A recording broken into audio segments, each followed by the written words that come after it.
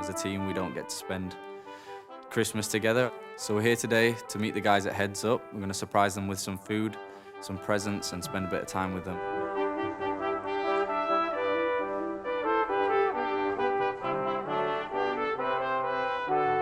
It's really exciting, and it's a real opportunity just to see where the England team train and where the FA sort of base all their trainings.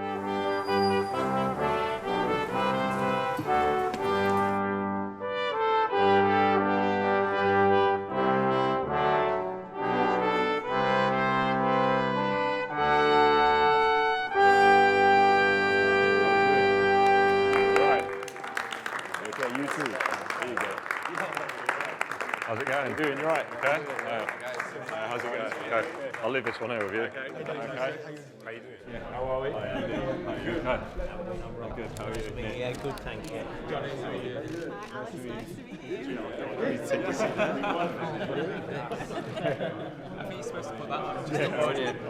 It was pretty incredible by the fact that he is some England players. It's pretty astonishing. And then actually sitting down at your table, you can actually have a real conversation with them, and like actually hearing their own stories and how they cope with all the pressures. And wow, it's just honestly, it's mind blowing to be honest with you. I just want to say it's a very bizarre moment in my life where I was watching you on television yesterday, and now I'm sat with you. It's sat here. Such a weird moment. It's strange. I think it's taking your time. No, of course. Yes, genuinely. Not a problem. I can't. I'm a bit speechless, to be honest. It's quite a surreal kind of Christmas dinner. A very surreal Christmas dinner. I've never had a waiter quite like the ones I've had here. So yeah, no. What about you? Where are you from? From Sheffield. How are you? Yeah. The only northerner. Yeah, I'm the token northerner. Yeah. You know, at the end of the day, we're all real people, aren't we? And we can sit at a table and have a good chat and just talk about each other's experiences. I think it's great. Like this camp's really short, it's only about a week, but normally they're like 10, 12 days, and then you've got a long obviously if you go to a tournament like the World Cup, it's like a really extended amount of time together, I think like 50, 60 days or something, so like including the camps beforehand, 10 hours. I've had like anxiety and depression in the past, and I broke my back in a car accident 4 years ago, and I suffered from PTSD after that. So I like understand mental health quite a lot, and like talking about my own experience helped me accept it. It was such a surprise when the players came onto the table, and each and every one of them was so keen and interested in what we were doing. They were very open. We were able to ask them lots of questions about their lives and what was going on with them. It's been absolutely fantastic. Because my accident actually happened at the football club, my triggers were my stadium. I couldn't watch football, I couldn't watch Match of the Day, I couldn't even go shopping near the stadium, because if I saw the floodlights it made me think of the accident that brought everything on, and I had to have probably 18 months treatment. I'll score one game, next game I don't score or I miss a chance. And fans are saying this thing about me this week, and this. I'm like, what's going on? Do you like me or do you not like me? That's something I had to get used to. We have problems of any side, a crisis in their life, will text us and we'll try to take them out from that crisis, discuss it with them, bring them down to a calm feeling at the end, and hopefully together find a solution to whatever's worrying them. That's amazing, really. I've got so much admiration for people like you that do that, because it's nowadays it's such an important thing to address. How do you cope with pressure and the ups and downs? Because nothing ever goes right all the time. No, it's a difficult process. It really is, because some days it can be amazing. You have a great game, you win, and things are brilliant, and then the next time you maybe go on a 3 or 4 winless streak, and pressure's on, the fans are on you, and it becomes you're under a lot of scrutiny.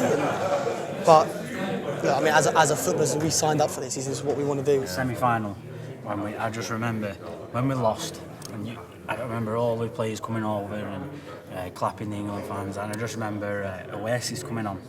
And all the England fans were belting out Oasis, and you could really feel like the whole crowd was. It was like, you know what? Doesn't matter that we've got beat, because it was like that whole summer brought a nation together. They just pop over to them, How do you find balance in that? I don't know if I do try and find a balance. It's just you just be yourself. I think. You just. Oh, it's a difficult question. I think welcome to our table. I think we were talking to Harry Winks, and he was saying about how some of the players that have come out talking about issues, people like Danny Rose and Tyrone Mings have been talking about things recently, and he was saying how brave that is and how much easier that makes it for other people in the future. So yeah, that was nice to hear. You know, they're quite a humble bunch of people, really, when you get to meet them, which is nice. If we've won a game, and I've played well, I'll go on social media and I'll have a look and see people who have said nice things. Do you do that? Do you switch off when you don't do well? Yeah, so it's you important. Just cut it off and not look at anything. Yeah, I think that's important too, because you know, if you go on social media and you've lost and you've had a bad game, you're not really going to get any positive from looking at what people are saying. You know, of course, everybody has their right to say what they want to say, but it's about picking and choosing the right times to have a look. And if it's not going to benefit me, I won't look at it. I think it's been great to hear about how they just want to lead normal lives as well, and that can affect your mental health as well. So it's been really interesting to hear them talk about it candidly, and that mental health does affect everybody, no matter whether you're a Premier League footballer and play for England or an everyday person. Hello everyone, my name's Hussein. I'm a poet from East London. Please forgive me if there's any hiccups. I wrote this literally 2-3 days ago, just for today, and it's called Heads Up. Mental health is just like football. You have to figure out your formation. You see, mental health is just like football. It's a lot of physical health, but there's a lot of mental preparation. You see, mental health is just like football. You never get impatient or lose your concentration, because mental health is just like football. You have good days and bad days, so you make sure you celebrate your celebrations. And I've just learned, offside is when you cross over a line, right? But you see, that's what depression does. But you don't get a free kick, but you get plenty extra time, because what game's this? Oh, I could have guessed it. Depression's up. Comes from the corner, comes straight in, it tries to get into the back of the net. And it doesn't matter if you play left wing or right wing, because only in silence does this subject live as a threat. But once you speak about it, you can launch it from a throw-on. And by the second half, you know your emotional behavior patterns and psychology is better. So in becoming victorious, you stand a much better chance. But if you let a goal go, that's okay. Start a game from the centre. And if it tries to attack you head on, you remember how many times in your life you stood as a defender. So assemble your Avenger, because mental health is just like football. It appeals to every race, religion, nationality, and gender. Like I said, mental health is just like football, because none of us on any of these fields are standing there to surrender. So mental health is just like football. All you got to do is figure out your formation.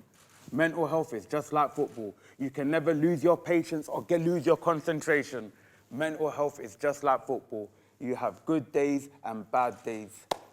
So make sure you all celebrate your celebrations. Thank you very much. So follow me on the gram. And I've got a really good announcement to make. We're all getting presents. Oi! Tyrone's giving me his watch. Oi! Yeah, thank you. Oh man, I was very nervous. That was sick. No, Congratulations. No, shame. Nah, that was actually a joke. I thought you were going to wrap it though. No, I'm not bothering you. I thought you were going to wrap it. I'm not bothering you. But like, it wasn't the time, innit? I didn't want to